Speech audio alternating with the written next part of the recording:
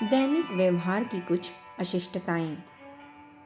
Ration की दुकान है, खरीदारों की लंबी भीड़ खड़ी है। पहले मैं की चिल्लाहट सुन पड़ती है। धींगा मुश्ती चल रही है। लोग एक दूसरे के ऊपर गिरे पड़ते हैं। भीड़ में श्वास तक नहीं आता है। किसी की गठरी बिखरती है तो किसी को कमतोल माल मिलता है। इसमें किसका दोष है? कम तोलना, वाक का युद्ध होने तथा गालियों, गठरी बिखरने, घंटों बैठने का उत्तरदायित्व किस पर है? यह हमारे राष्ट्रीय चरित्र की कमजोरियां ही हैं।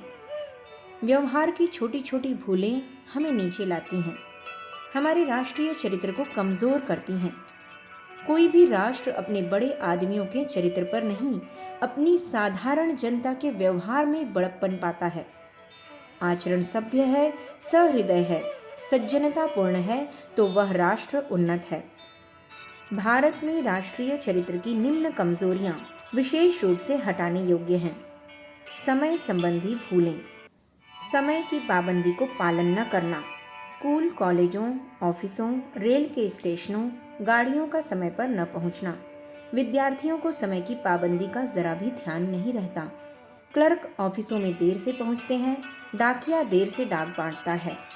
यहाँ तक कि सिनेमा का मनोरंजन देखने वाले दर्शक भी समय की परवाह नहीं करते, चाहे आधी फिल्म निकल जाए। वायदे का पालन न करना, जिस समय पर आने का वायदा किया जाए उस समय पर न पहुंचना बड़ी अशिष्टता है। या तो वायदा ही न किया जाए, अन्यथा चाहे कुछ हो नियत समय पर नियत स्थान पर अवश्य पहुंचा जाए। पुलिस का निर्देश न मानना, जब सड़क पर पुलिसमैन आपको एक ओर जाने को कहता है तो उस ओर न बचकर दूसरी ओर बचना, फुटपाथ पर छोड़कर बीच सड़क पर चलना, सड़क पर छिलके, कूड़ा करकट, गंदी वस्तुओं को एकत्रित करना, सड़क या नालियों पर बच्चों को टट्टी बिठाना, अपने घर का पाखाना गंदा रखना अशिष्टताएं हैं। पुलिस की आज्ञा का उल्लंघन करना नागरिकता के नियम की अवहेलना करना है। मनोरंजन के स्थानों में शोर, स्कूल, कॉलेज, सिनेमा या खेल के मैदान हमारी सामाजिक आदतों तथा चरित्रों के प्रतिबिंब हैं। इनमें हम अनुशासन और शिष्टाचार की अनेक भद्दी भूलें करते हैं। सबसे पहली बात शोर मचाना है। न जाने लोगों के पास कितनी बातें और विषय व्यर्थ की टीका टिप्पणी करने के लिए आ जाते हैं। विद्यार्थी समुदाय कक्षाओं तक में इतना शोर करता है कि कुछ कहना कठिन हो जाता है। सिनेमा हॉल की गंदी गालियां, गंदे गाने, अशिष्ट आचरण तो सर्वत्र आलोचना का विषय बन गए हैं। पंक्तियों में खड़े न होना, स्टेशनों पर टिकट घर की खिड़कियों पर जो धक्का मुक्की चलती है उसे कौन नहीं जानता। सिनेमा घरों में लोगों को चोटें तक आती हैं, पर कोई पंक्ति में खड़ा नहीं होना चाहता। यह नागरिकता का अभिशाप है।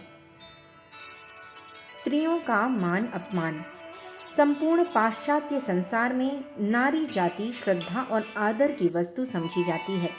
प्रायः उन्हें उचित स्थान देने के लिए बस या रेल के डिब्बे में बैठे हुए व्यक्ति को उठकर अपनी सीट उन्हें दे देनी पड़ती है। इसे गर्व का विषय माना जाता है। हमारे यहाँ यह परवाह नहीं की जाती कि कौन स्त्री कितनी देर से कहाँ खड़ी है, क्या चाहती है, उसे किस वस्तु की आवश्यकता है, या लज्जावश वह क्या नहीं कह पाती है। न जाने कब हम यह प्रतिष्ठा सीखेंगे। दूसरों की सीट पर अधिकार, बस या रेल के डिब्बे से आप पानी पीने या किसी ज़रूरी वस्तु को लेने के लिए उतरते हैं। जब वापस आते हैं तो क्या देखते हैं कि कोई दूसरा व्यक्ति उस स्थान पर जमा बैठा है। इसे अपने कृत्य पर जरा भी ग्लानि विक्षोभ नहीं है। आप उससे अपने स्थान के विषय में इंगित करते हैं, वह कुछ नहीं सुनता। यह है हमारे राष्ट्रीय चरित्र की नीचाई, असत्यता, चोरी, हठधर्मी। गुप्त अंगों को खुले रखना, सभ्य समाज में बैठकर जांघें खोलना, गले के बटन को खोलकर नंगा गला दिखाना या छाती उघाड़े रखना, गुप्त अंगों का स्पर्श करते रहना भारी असभ्यता है। इसी प्रकार नेत्रों का संचालन, विभिन्न अभिनयों की भूषा, अनुकरण हमारी असभ्यता की छाया है।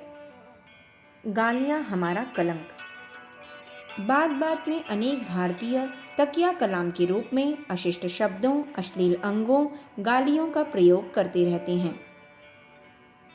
अनेक गंदे शब्द तो समाज में निरंतर व्यवहार में आ रहे हैं, जबकि जनता उनका अभिप्राय नहीं समझती। आवश्यकता इस बात की है कि माँ बाप बच्चों को इन गालियों से बचावें। कुसंगति में रहकर प्रायः यह गंदी आदत लगती है।